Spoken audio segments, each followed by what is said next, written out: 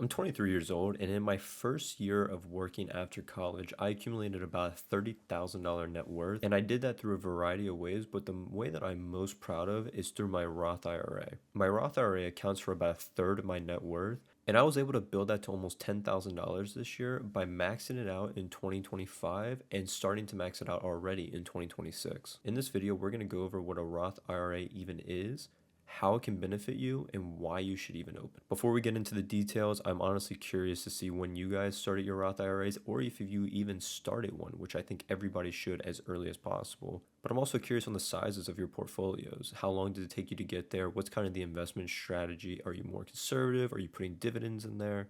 What is your thought process when investing into this account? So I think it's important to start off with what even is a Roth IRA. So a Roth IRA, or individual retirement account, is an investment account that people use for retirement.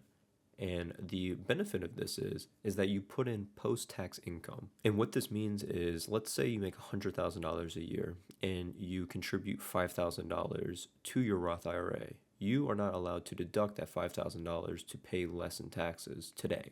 What it does mean is that you get to then withdraw this money, normally around retirement age, about 59 and a half, at a tax-free rate. This is mainly because most people will make money later in their life rather than earlier in their life. So imagine you're 25 and you're making about $50,000 a year. Your tax bracket is a lot lower than what you might be at 59, where you could be making 120, 130, 150, 500,000, whatever the amount might be, where your tax bracket will be objectively higher. So majority of people want to pay that lower tax bracket today rather than withdrawing these contributions and your earnings at a higher tax bracket in the future. So what does this mean about your taxes and everything? You're going to hear a lot of tax deferred, tax free, tax this, tax that. What does this mean for you? This means that, let's say hypothetically, you put $1,000 into your account and you grow that at 10% a year for 40 years. And let's just say the account grows to $100,000 from that initial $1,000. Whenever you go to withdraw that $100,000, you will not have to pay any penalties, any taxes, anything on it if you withdraw it within the correct bounds. Usually at retirement age, there are some different life events that could affect that, and you could withdraw it possibly earlier. And this is a huge advantage because a lot of people, whenever they go to sell something, they just see the face value. Like, okay, I'm going to sell my investment for $250,000. At the end of the year, depending on what account you have, the IRS could simply say 30% of that is mine, 10% of that is mine, depending on, long-term, short-term, and other maybe taxes that could affect it. But in your Roth, the IRS has no right to take any of it. You will owe taxes on none of it, which is a huge factor when you're actually looking at how much wealth you're creating. Now, there is another account called a traditional IRA. Now, keep in mind, because these are IRAs and not 401ks, these are individual accounts. You do not need an employer to do anything for you. You can create this today if you wanted to, with no restrictions on it. So it's important to know the difference between a traditional and a Roth IRA. So a Roth IRA, we've already established that you contribute money after tax. So you pay taxes today, you don't deduct any of your contributions from your taxes, and you pay the full tax amount today. Now, what does that get you? It gets you tax-free growth, tax-free withdrawals, and retirement. And it's best if you expect to be making more money later in your life rather than today. So it's really good for younger people who start very early making, relatively a low amount to what you will earn later in your life. A traditional IRA is separate. A traditional IRA reduces your taxable income now, so you can deduct your contributions to your traditional IRA today. So let's say you're making $100,000 and you contribute $7,000 to your traditional IRA. The IRS will only tax you as if you're making $93,000. Why is this good and why is this bad? It really depends on what your income bracket is. Some people could be extremely high earners today and expect to actually make less in their later years. So people may put money into a traditional IRA to get that tax break today, but overall, I would say for a high majority, super majority, you will be making more money later in your life. So a question that everyone kind of needs to ask themselves is, am I making more money today than I will in 25, 30 years?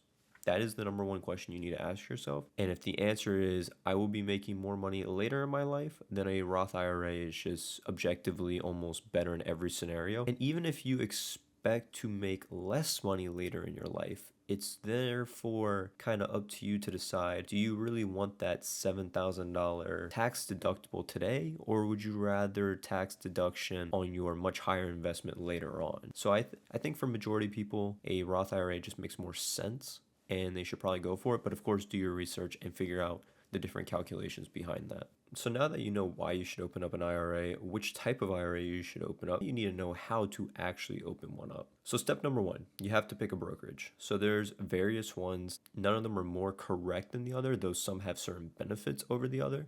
So you can do things like Fidelity, Schwab, Vanguard, I believe even JP Morgan has one, and you can pick any of these. I personally have Fidelity, and I love Fidelity mainly because I can do fractional investing, which is essentially you don't need to buy an entire share of something at once. You can invest in a partial amount in it, which is good for people that aren't putting in over $600 a month into their account, because right now if you were to buy SPY, I believe it's around $680.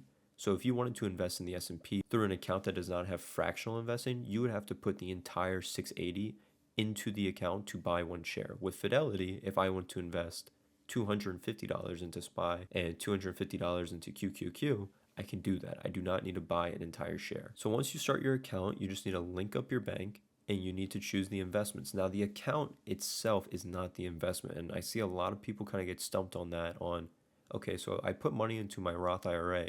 It's just going to grow at a 10% rate forever, tax-free? No. A Roth IRA is just like a checking account. It's the sense of it is just an account you store money in.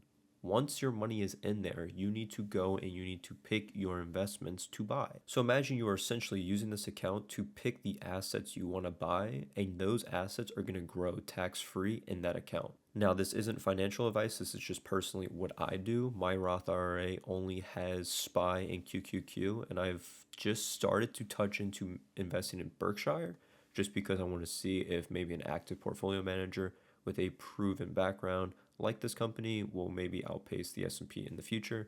But I will say 80% of my investments will go into an index that tracks the S&P in some way, shape, or form. There's no point to being risky in this account. This account is for your retirement. So what are some features that you should look for when picking a broker? We already mentioned the fractional sharing. And the next thing you guys should look for in your investments is things typically with lower fees, but still, good historical performance. You don't need to pick something at a 0.0001% fee. That's only growing 3% a year. There's no point of that. You're not going to make any money. Something that you can easily use on your phone. I would say almost all of my investing is on my phone since the market is open while I'm at work. Therefore, I'm always buying things on my phone. I would say those are the primary thing. But overall, just pick something you enjoy using. It's easy for you to use and it's not giving you a headache anytime you look at it. So now that you know why you should start an account, how it benefits you, and actually how to start an account, you need to know why starting early matters, because like many things in life, the earlier you start, the less work you'll have to do in the end. So there's a thing called compound interest. Many people know what this is, and many people do not have any idea what it is. It is essentially the snowball effect. Whenever you have a tiny snowball and you roll it down a hill of snow, the longer it rolls, the bigger it will get. And this is the exact same thing with your investment account. If you start early, you will have substantially more money than if you start later and put more money into it. So if you're 22 and you start and you put in, let's just call it $300 a month, you will be objectively better off than if you started at 40 and you were putting in $700 a month. The key aspect of this account and many other investments is the amount of time you have in it, not trying to time the perfect time to get in. You can also try to relate this to growing a plant.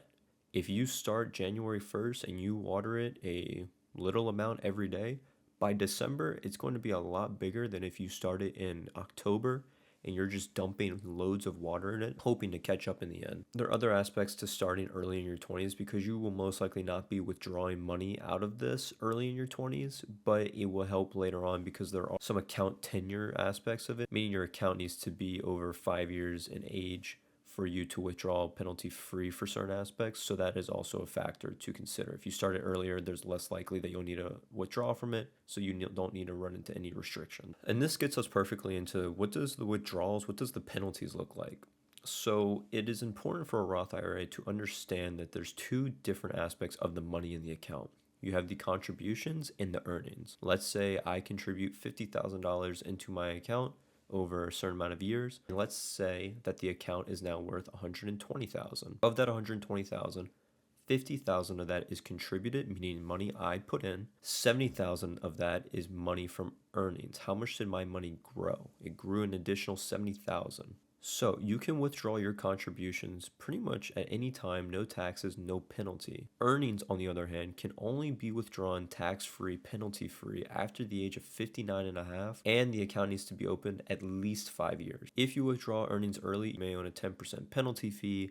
There are some life events that can act as a loophole to get your money out earlier, but there are very clear guidelines on that, so I would definitely read up on that. But overall, those events could be something about first-time home purchase, I believe up to $10,000, certain education expenses, some disabilities that you may encounter. It really just depends. But there are definitely a list of ways to get your money out early if you meet the criteria. And that kind of wraps up the video. We hit on all the important parts on why you should start it, how to start it, kind of the best places to start it, and the different benefits it has for not only you today, but you in the future when you're building this wealth. Just remember that the hardest part about all of this is just starting. After you actually begin this process, it's pretty effortless and anyone can do it. You don't need thousands to start. You can start with $100 a month. You can start with $1,000 initial deposit. It really does not matter. What matters is you start as early as possible because time in the market will forever be timing the market. Again, let me know what your portfolio looks like and when did you start, because I'm honestly interested. I officially started whenever I was 22 in my first year of working, but I've been kind of in and out of the market since I was 18. So it's been a nice process and journey, and I'm just happy now that I'm working and I can put some actual money into it.